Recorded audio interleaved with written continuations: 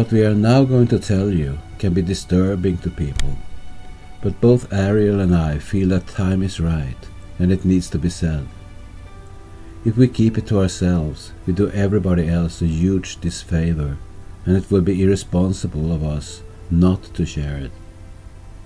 I have known about this information for a few years, but I didn't include it in the West Penry papers, WPP, because of the nature of the information. It was shocking to me then, so I presumed it would be shocking for the readers as well. Therefore, I decided to wait with releasing it until the time is right. Now, when Ariel and I look at what we have built up in our videos up to this point, we have decided that now is the time. In video 43, we explain that the soul is not the highest self, and that the soul/avatar is composed of trillions of small bioelectrical fires. This means that the soul, as we know it, is made of energy, which can be transformed into something else per the laws of physics. The only thing that's static, i.e., not made up of energy, is the Divine Feminine herself. And we strongly suggest watching both video 42 and video 43 before this one, if you haven't already. Now we want to expand on this in a manner that for many might be shocking and change the paradigm almost 180 degrees. This information has never seen the light of day on this planet before, as far as we know, but it's been hinted at in other places. And we'll put a link in the description box once again to Brett Stewart's video about the Between Lives area, BLA, which was remote viewed by several skilled remote viewers, RVers. Mind you that the remote viewed information came out recently, and the following is something that I, Wes, have been aware of for a few years. Now, when some of it is already in the open, thanks to Brett, we see this as a good time to reveal some more. In the WPP, I wrote that there are weapons, sometimes used by ET forces battling in the Ka, capable of splitting the entire avatar into pieces, so all the fire fragments are scattered all over without having the capacity to regroup into a soul/avatar again. The result is that this soul will go back to being one with the universe again, and thus lose its individuality. We now suggest that the overlords are in possession of this kind of technology, and they are using it on us after each completed lifetime. In previous videos, where we explained our hypothesis, what a narcissist consists of, we suggested that when we die, we are stripped of our wounded soul fragments, which are then stored by the overlords, so they can take these emotionally wounded fragments from different human souls and patch them together into a new soul, resulting in that this new being consisting merely of clustered soul fragments from many different souls. Thus, there is no core being to begin with when such a fire fragment composite incarnates on Earth. This is how a narcissist is created in the BLA, according to our hypothesis. All there is are different split and wounded parts that make up this kind of soul. There is no analytical thinking unit. Then what is left of the original human soul, after being stripped of her fragments, is what will be recycled into a new body again. This way we always incarnate as a whole soul, all in one piece, without any fragmented clusters. However, there is something additional to this that we did not mention at the time. First, let's back up a little bit. You, the soul/avatar, born into this current body, came here in one piece, and you were born with amnesia. Subsequently, depending on the character of your birth family, your environment, and your ability to cope with your challenges, determines what your personality will become in this particular lifetime, at least in part, because we also have to take the ancestral line into consideration, something that also greatly affects us. Some situations in life you might have handled well and analytically, while other incidents, where you were physically or emotionally wounded, have been buried in your subconscious mind, and they became available to you as we've discussed in our videos about narcissism. With these wounds triggered, you probably reacted rather than acted. These wounds became your fragmented self from having dissociated from the trauma. This goes for every single human being on this planet. No one is emotionally unharmed and intact after having been here for a while. What is left, besides the fragmentation, is your conscious mind that can think logically and which can act analytically, without just reacting to past trauma. It's your conscious self, and this is what you might call the soul. It's basically the part of you that you call I, or the ego. This becomes your identity in this specific lifetime, with emphasis on this lifetime. Whoever you become, and whatever ego you will possess, is based on the circumstances in your life, how you handle them, what decisions and choices you made. In other words, what you consider being you is the conscious mind in this lifetime, in this body, and the conscious mind is necessary to have in order to make sound decisions and to function and survive in this harsh reality, contrary to a narc who would be totally dependent upon others for his or her survival, feeding off people's emotions, as we've explained in earlier videos. In other words, there is no you. What you consider being your ego/self is just a composite of different fires from different souls, and you develop your mind, which you consider being you, in each particular lifetime. And you are never the same person from life to life. The only I is the Divine Feminine/Source. Now, when we've discussed what the soul is, let's take a look at what happens every time we die from this world. We perceive ourselves going into the astral realms, and most of us see a tunnel with a bright white light on the other side. We are energetically drawn to this tunnel, unless we resist and direct our energies elsewhere.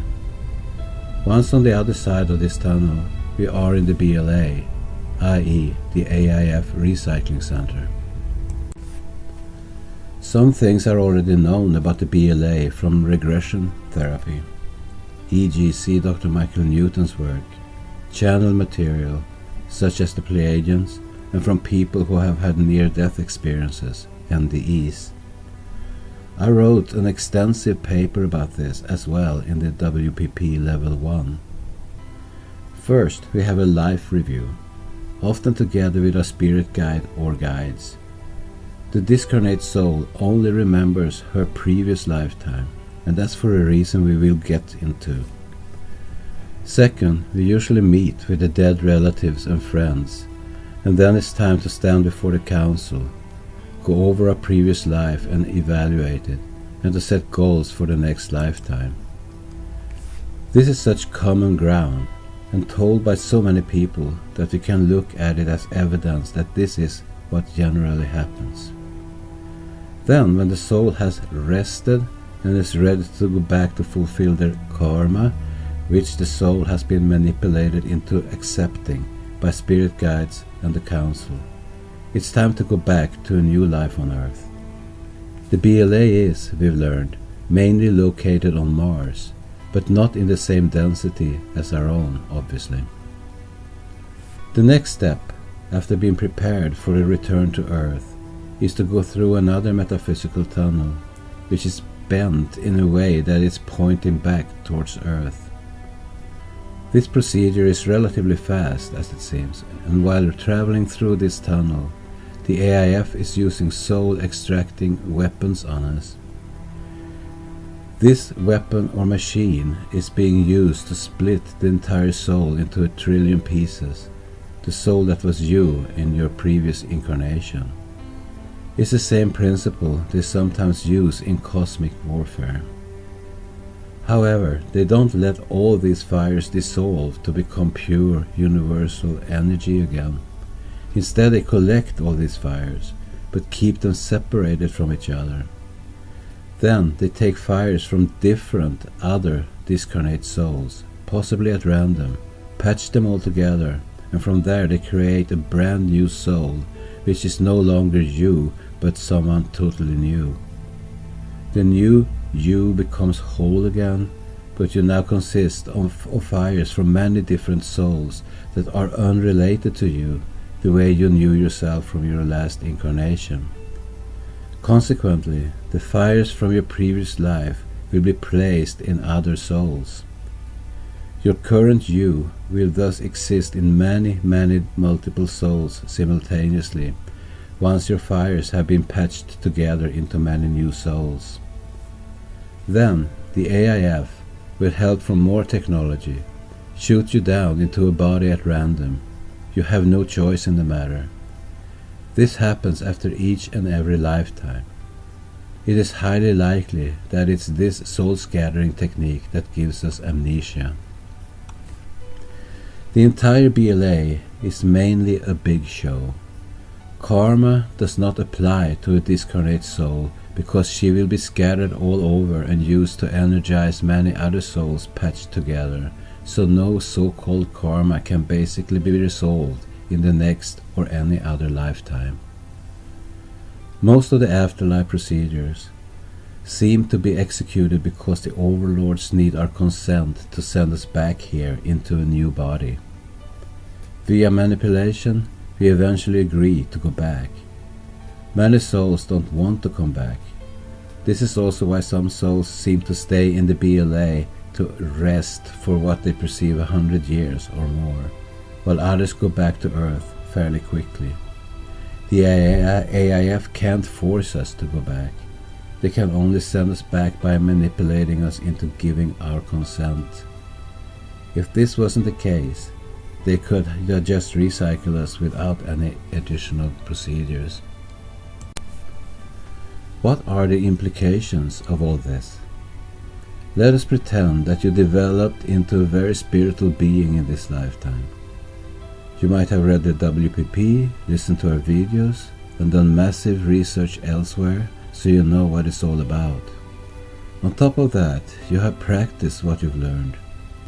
However, instead of exiting through the grid when you die, you decide to come back into a new body and continue your work, educating and helping your fellow human, until we all make it. This is a wonderful and very compassionate thought from a highly spiritually aware being, but is it possible? According to what we discussed above, the chance that this is going to happen is very small. Let us elaborate further on this, so we can explain what we've concluded. There is a reason why the AIF doesn't care if people on this planet wake up spiritually. To them, it could even be a good thing because that means more energy to them. After all, when these spiritually aware humans enter the BLA, they are being dissolved and patched together into a completely new soul anyway, a soul who has little awareness left, if any, of the achievements she accomplished in the last lifetime. Next time, this previously aware soul might be born in a poor third world country, constantly struggling just to stay alive and survive the first years of their life. Or this same soul might become a criminal, or a person who doesn't even believe they have or are a soul. It's not even correct to use this example, because it's not the same soul that is being recycled into the next incarnation. What was you in the previous life is now part of perhaps 1,000,000 other souls, with a few fires in each of these souls, who will all begin a new journey here, now having to start from scratch. Thus, after each lifetime, we lose our personality, individuality or ego, whatever we want to call it. This creates enormous conflicts in each incarnated soul, because each soul composite now has memories from all these other fires they are composed of, and each of these fires has their own soul memory that has nothing to do with the other fires. Thus, reincarnation, the way we humans have understood it, is false. We do reincarnate, but not as the same soul as in the previous incarnation. We are a totally new being. This is why people have déjà vu experiences, memories of past life, and conflicting personalities.